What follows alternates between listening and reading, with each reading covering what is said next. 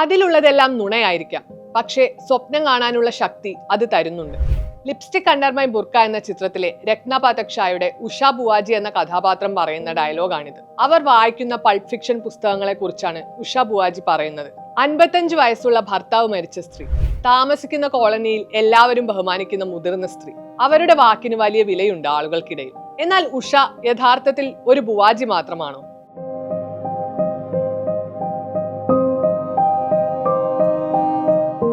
മുതിർന്ന സ്ത്രീകൾക്ക് sexual desire പാടില്ലെന്ന സമൂഹത്തിന്റെ തനിവാദത്തെ പൊളിച്ചെഴുതിയ കഥാപാത്രമാണ് അലങ്കൃത ശ്രീവാസ്തവയുടെ lipstick under my ബുർക്കയിലെ Usha ബുവാജി.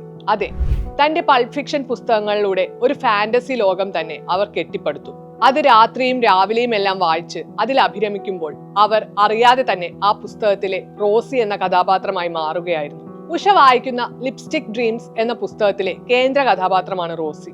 Rossi തന്റെ സെക്ഷൽ ഫാന്റസികൾ എക്സ്പ്ലോർ ചെയ്യുകയാണ്, പക്ഷേ ആരും അറിയാതെയാണെന്ന് മാത്രം. ഉഷയും അങ്ങനെ തന്നെയാണ്.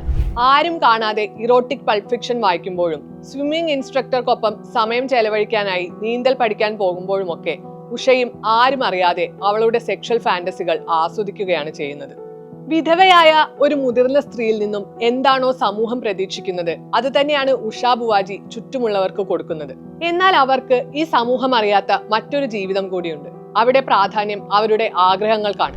55 വയസ്സായെന്ന് കരുതി ഒരു സ്ത്രീക്ക് സെക്ഷൽ ഡിസയർ ഉണ്ടാകാൻ പാടില്ലെന്നില്ലല്ലോ. ഇവിടെ ഉഷയ്ക്കും അത്തരം ആഗ്രഹങ്ങളുണ്ട്. അത് അവൾക്ക് യാഥാർത്ഥ്യമാക്കാൻ സാധിക്കാത്തത് കൊണ്ട് പൾപ്പ് ഫിക്ഷൻ പുസ്തകങ്ങളിലൂടെ അവൾ സമാധാനം കണ്ടെത്തുന്നു. നേരത്തെ പറഞ്ഞതുപോലെ ഉഷ ബുവാജി സമൂഹത്തിൽ വളരെ റെസ്പെക്റ്റഡ് ആയ ഒരു വ്യക്തിയാണ്.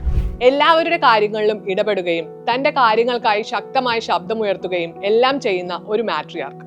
ബുവാജി എന്ന് ബഹുമാനപൂർവ്വം എല്ലാവരും അവരെ വിളിച്ച് സ്വന്തം പേര് പോലും ഉഷ മറന്നുപോയിരുന്നു. എന്നാൽ ജീവിതത്തിൽ കാലങ്ങൾക്ക് ശേഷം ജാസ്പൽ എന്ന ചെറുപ്പക്കാരനായ സ്വിമ്മിംഗ് ഇൻസ്ട്രക്ടർ അവരെ ഉഷ എന്ന് വിളിക്കുമ്പോൾ ബുവാജി വല്ലാതെ സന്തോഷിക്കുകയാണ് ചെയ്യുന്നത്.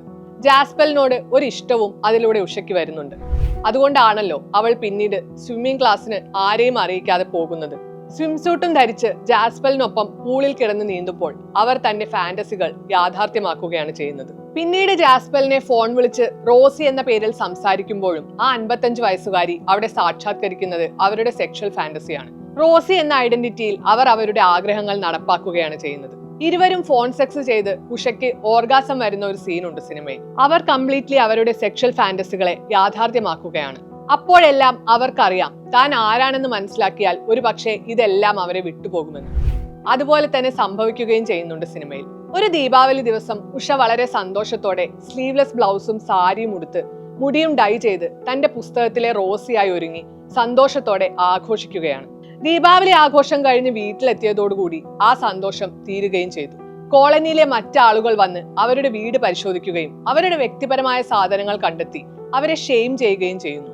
ഈ പ്രായത്തിൽ നിങ്ങൾക്ക് നാണമില്ലേ എന്നെല്ലാമാണ് അവർ ചോദിക്കുന്നത്. അതിന് കാരണം ജാസ്പൽ ആണെന്ന് അറിയുമ്പോൾ അവർ തകർന്നു പോകുന്നുമുണ്ട്. റോസി എന്ന പേരിൽ തന്നെ വിളിക്കുന്നത് ഉഷ ബുവാജി ആണെന്ന് ജാസ്പൽ അറിഞ്ഞു. അതിന്റെ പേരിലാണ് കോളനിയിലുള്ളവർ ഉഷയെ ഹ്യൂമിലിയേറ്റ് ചെയ്തത്. അവസാനം ഉഷയെ നോക്കി ജാസ്പൽ പറയും, നിങ്ങൾക്കൊരിക്കലും റോസി ആവാൻ സാധിക്കില്ല. കണ്ണാടിയിൽ എപ്പോഴെങ്കിലും നോക്കിയിട്ടുണ്ടോ എന്ന്. എന്നിട്ട് ഉഷയുടെ പ്രിയപ്പെട്ട പുസ്തകം അവൻ കീറി വലിച്ചെറിയും.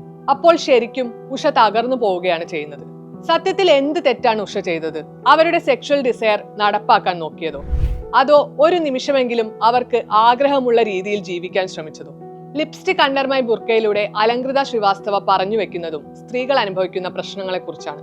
ഒരു സ്ത്രീക്ക് ഇത്ര പ്രായമായാൽ പിന്നെ സെക്സ് എന്ന കാര്യത്തെക്കുറിച്ച് ചിന്തിക്കാൻ പോലും പാടില്ലെന്ന തരത്തിലാണ് സമൂഹം പറഞ്ഞു വെച്ചിരിക്കുന്നത്. സെക്സ് എന്ന വാക്ക് ഉപയോഗിച്ചാൽ തന്നെ പിന്നെ ആ സ്ത്രീ മോശക്കാരിയായി.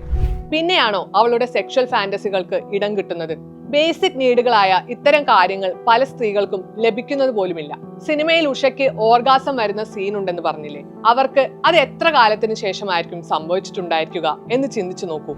കാരണം സ്ത്രീകൾ മാസ്റ്റുബേറ്റ് ചെയ്യുന്നത് വരെ ഇവിടെ കുറ്റമാണ്. സ്ത്രീ എന്നാൽ അടങ്ങി ഒതുങ്ങി സമൂഹവും പാട്രിയാർക്കിയും പറയുന്നത് അനുസരിച്ച് ജീവിക്കേണ്ടവളാണെന്ന സ്ഥിരം കാഴ്ചപ്പാടിനെ ഉഷയിലൂടെ പൊളിച്ചെഴുതുകയാണ് അലങ്കൃത ചെയ്യുന്നത്.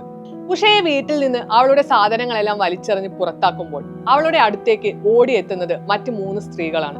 ലിപ്സ്റ്റിക് അണ്ടർ മൈ ബുർക്ക ഉഷയടക്കമുള്ള 4 സ്ത്രീകളുടെ കഥയാണ് പറയുന്നത്.